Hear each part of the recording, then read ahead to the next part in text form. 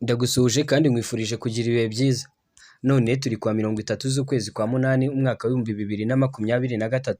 Iyi ni CMC TV Rwanda Citizen Media Center TV. Ni umwanya w'amakuru. Amakuru yacu agiye kwibanda ku ngingo z'ingenzi zikurikira. Perezida Paul Kagame yakoze impinduka mu gisirikare cy'u Rwanda RDF.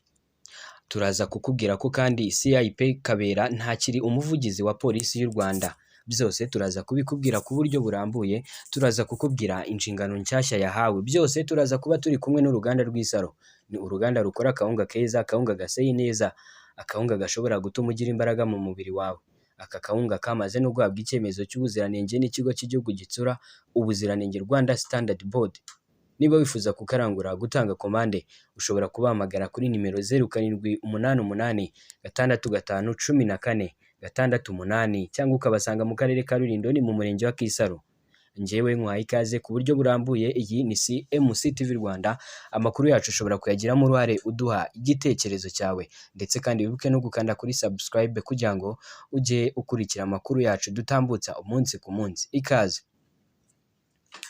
CIP John Bosco Kabera wari umuvugizi wa polisi y'u Rwanda kuva mu Kwakira 2018 ntabwo akiri kuri iyi nshingano guhera kuri uyu wa 30 Kanama 2023. Polisi y'u Rwanda yatangaje ko umuvugizi mushya wayo ari Boniface Rutikanga, akaba ari nawe washinzwe ishami ry'itangazamakuru n'inoza bubanyi Media and PR Department. Ubusanzwe yari yungirije Kabera muri iyi nshingano. CIP Kabera yahawe inshingano nshya yo kuba komiseri wa polisi ushinzwe umutekano w'ibikorwa remezo n'ibigo byigenga birinda umutekano. Ni amakuru yagiye hanze kuri iki gitondo cyo kuri uyu wa 30 z'ukwezi kwa munani umwaka w'ibihumbi 2023, aho byatangajwe na polisi y'u Rwanda. Amakuru yacu reka tuyakomeze tukubwira ko kandi mu gisirikare cy'u Rwanda habayemo impinduka zakozwe na Perezida Paul Kagame, akaba umugaba w'ikirenga w'ingabo z'u Rwanda RDF. Akaba yazikozemo impinduka zasize azamuye mu ntera abariyetona koloneli 10 abaha ipeti rya koloneli.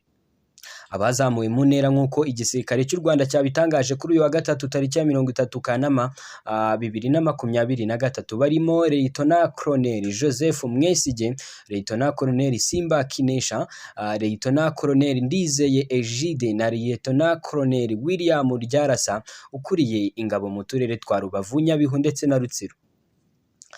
Abandi bazamuwe mu ntara barimo Leyitona Koloneli Samu Rwasanyi, Leyitona Koloneli Isa Senono, mu gihe cyo Leyitona Koloneli Tadene Nzeyimana, mu gihe na Leyitona Koloneli Safari Alphonse, Leyitona Koloneli Butare Fidel ndetse na Leyitona Koloneli Nyirihirwe Emmanuel. Umukuru w'ingabo, umukuru w'igihugu yanashyizeho abayobozi bashya ba diviziyo zigize igisirikare cy'u Rwanda, aho yashyizeho ni Major General Emile Ruvusha yagize umuyobozi wa diviziyo ya mbere, na Major General Eugene Nkubito wagizwe umuyobozi wa diviziyo ya gatatu. Brigadier General Muhizi Pascal nyuma yo gusoza ubutumwa muri Mozambique yagizwe umuyobozi wa diviziyo ya kabiri, mu gihe cyo Brigadier General Vincent Gatama agirwa umuyobozi wa diviziyo ya kane, naho Brigadier General Frank Mutembe agirwa umuyobozi wa diviziyo ya Task Force. Ni mu gihe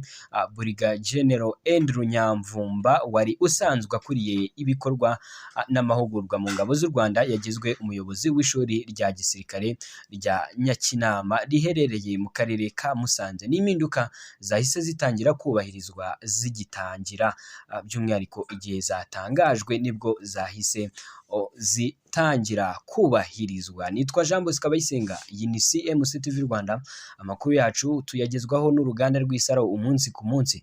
Ni uruganda rukora akawunga keza, akawunga gaseye neza, akawunga gashobora gutuma ugira imbaraga mu mubiri wawe.